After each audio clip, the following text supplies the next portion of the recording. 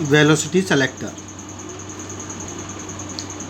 Velocity selector is a device which is used to select charged particles of a particular velocity. Velocity selector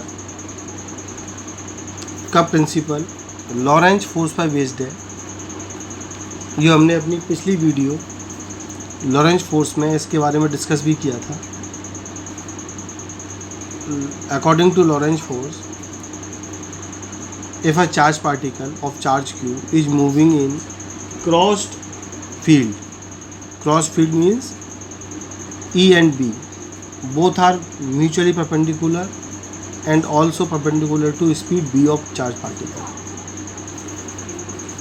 जैसे यहाँ particle x axis पर motion कर रहा है with speed b, electric field y axis पर है और magnetic field z axis पर है।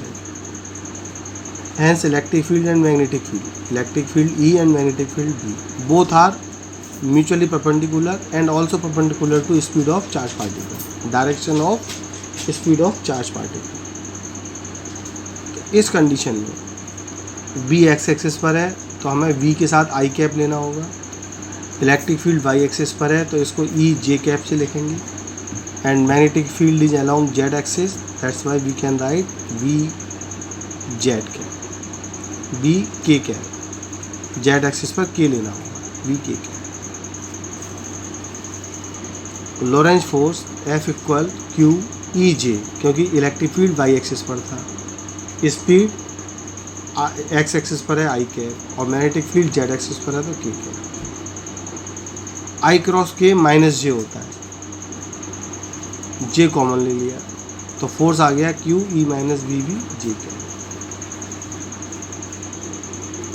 If magnitude of force F becomes 0, in that condition E must equal to VB. E VB के इक्वल होगा तभी फोर्स F 0 आएगा, hence V equal E upon B.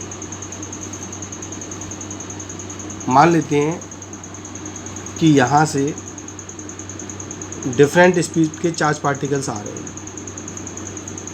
लेकिन वे पार्टिकल्स जिनकी speed v equal E upon B होगी, उस पर जितना इलेक्ट्रिक फोर्स लगेगा उतना ही मैग्नेटिक फोर्स लगेगा और अपोजिट डायरेक्शन में लगेगा। यहाँ electric field charge particle positive है तो उस पर इलेक्ट्रिक फोर्स लगेगा इलेक्ट्रिक फील्ड के अलोंग,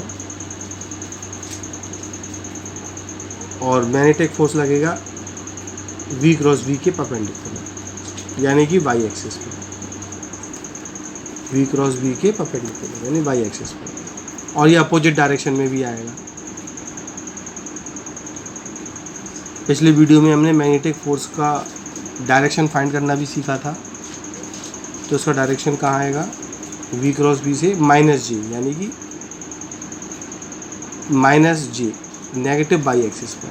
मैग्नेटिक फील्ड का डायरेक्शन है v cross v, i cross k minus J means negative y axis पर, और electric force on positive charge is always along with direction of electric field. तो electric force लगेगा y axis positive y axis पर और magnetic force लगेगा negative y axis पर। If v equal e upon b, in that case FE equal FB and also opposite to each other, that's why they are cancelled and net force becomes 0. तो कोई force ही नहीं लगेगा charge particle पर। कब नहीं लगेगा, जब उसकी स्पीड E अपॉन B के इक्वल होगी और ये पार्टिकल बिना डेविएट हुए, बिना डिफ्लेक्ट हुए सीधे मोशन करता हुआ बाहर चला आएगा, बिल्कुल इस तरह। जब speed B equal E upon B है तो चार्ज पार्टिकल सीधा बाहर निकल आएगा, और जिन पार्टिकल्स की स्पीड E अपॉन B के इक्वल नहीं है, या तो उससे लेस देन है या फिर उससे ग्रेटर देन है, वे पार्टिकल्स अलग अलग डायरेक्शन में डिफ्लेक्ट हो गए। कौन सा पार्टिकल किस डायरेक्शन में जाएगा इसको समझते हैं। When charge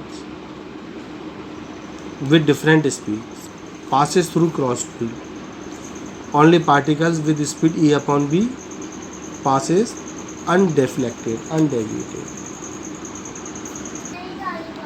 case first, if V equal E upon B, speed of charge particle is equal to the ratio of electric field and magnetic field, then F equal FB and charge particles becomes undeflected, undeviated. If V is less than E upon B, B की value E upon B से कम है, इस condition में electric force magnetic force से ज़्यादा होगी।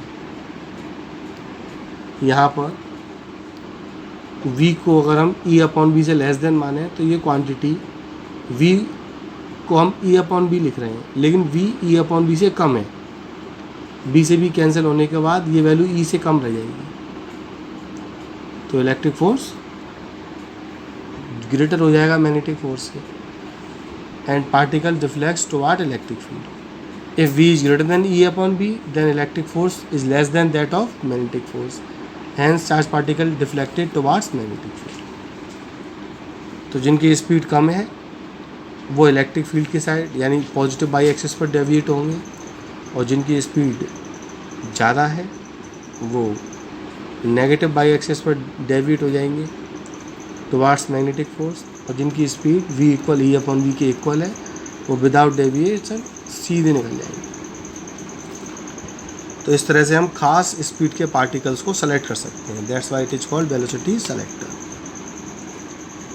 इसका use हम मास स्पेक्ट्रोस्कोप